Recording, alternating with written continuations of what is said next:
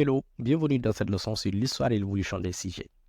Dans cette leçon, nous allons explorer comment les SIG, ou systèmes d'information géographique, sont apparus et pourquoi aujourd'hui ils jouent un rôle si important dans de nombreux domaines. Comprendre l'histoire des SIG nous permettra donc de mieux saisir leur utilité actuelle et leur potentiel futur. À la fin de cette leçon, vous serez capable donc d'expliquer les origines des SIG, d'identifier les grandes étapes de leur évolution jusqu'à aujourd'hui, et enfin de comprendre comment et pourquoi les SIG sont devenus indispensables. Les SIG sont partis tout simplement des cartes de papier jusqu'aux outils informatiques d'aujourd'hui. Les SIG n'ont toujours pas été des logiciels sophistiqués. À leur début, ils étaient surtout basés sur des cartes imprimées et des relevés manuels. Les informations géographiques étaient recueillies sur le terrain et représentées manuellement sur des cartes. C'est un travail long et difficile, qui limitait donc les possibilités d'analyse et de mise à jour des données. Les premiers concepts des SIG sont apparus avec la volonté de représenter les informations géographiques plus efficacement. Au Canada, dans les années 60, un programmeur du nom de Roger Tomlinson a développé un système informatique pour analyser les données géographiques. Il est considéré comme le père des SIG pour avoir créé le premier système d'information géographique capable de traiter les informations spatiales. Ce système a été donc utilisé pour des projets de gestion de ressources naturelles, posant ainsi les bases des SIG modernes. Vous avez par exemple le projet SIG canadien.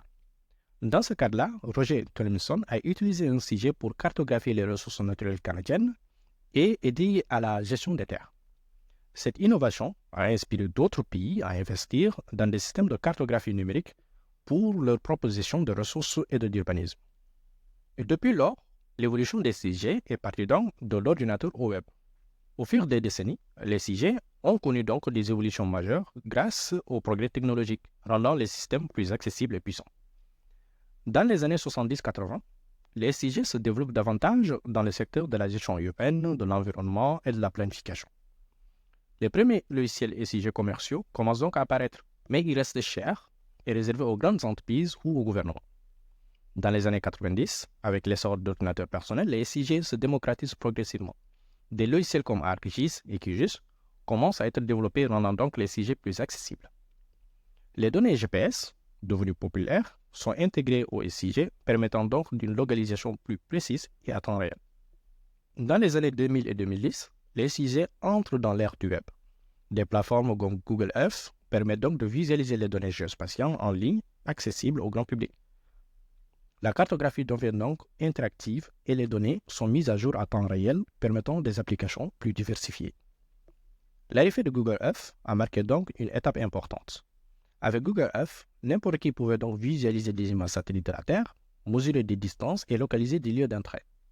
Cela donc a changé la perception du grand public sur la géographie et montré donc le potentiel des SIG pour des utilisateurs non spécialisés. Qu'en est-il devenu des SIG aujourd'hui? Ils sont tout simplement devenus une technologie incontournable. Aujourd'hui, les SIG sont utilisés partout dans le monde pour répondre à des besoins divers, allant de la planification urbaine à la gestion des ressources naturelles, en passant par l'analyse de marché. Les avancées en matière de données géospatiales et de technologies web rendent donc les SIG plus accessibles et puissants que jamais. Depuis lors, les SIG sont démarqués dans deux domaines clés, à savoir les SIG en mobilité. Grâce aux smartphones, chacun peut désormais accéder à des informations géographiques. Des applications comme Google Maps intègrent des fonctions de navigation, des informations de trafic en temps réel et même des recommandations locales. Le deuxième sera donc des SIG et l'intelligence artificielle, d'où l'IA. L'IA permet donc d'automatiser les traitements des images satellites et des données géospatiales. Cela aide par exemple à identifier des changements environnementaux, par exemple la déforestation ou l'étendue de zones urbaines, ou à analyser des patterns dans les données pour prendre des décisions plus éclairées. Prenons un exemple dans le cadre de la gestion des urgences. Les SIG sont donc devenus un outil essentiel dans la gestion d'urgences, comme les catastrophes naturelles. Ils permettent donc aux équipes de secours de localiser les zones les plus touchées, d'évaluer les dégâts et de coordonner les opérations de secours en fonction des besoins géographiques.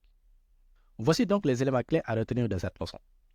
Les SIG sont nés de besoins de gestion efficace des informations géographiques. Depuis les premières cartes manuelles jusqu'aux SIG modernes, ils ont évolué pour devenir des outils puissants et accessibles. Roger Tomlinson est considéré donc comme le premier pionnier des SIG ayant développé le premier système d'information géographique et informatique. L'évolution technologique a permis aux SIG de passer des logiciels complexes aux applications accessibles en ligne, avec des applications mobiles et des fonctions en temps réel. Aujourd'hui, les SIG sont omniprésents, jouant donc un rôle essentiel dans les domaines variés comme la planification, l'environnement, la gestion des crises et bien d'autres. Vous avez donc terminé cette leçon. Vous connaissez maintenant l'histoire et l'évolution des CIG, ce qui vous permet donc de mieux comprendre leur importance et leur utilité actuelle. Dans la prochaine leçon, nous explorerons la structure et le fonctionnement d'un CIG pour découvrir donc comment les différents composants d'un CIG interagissent.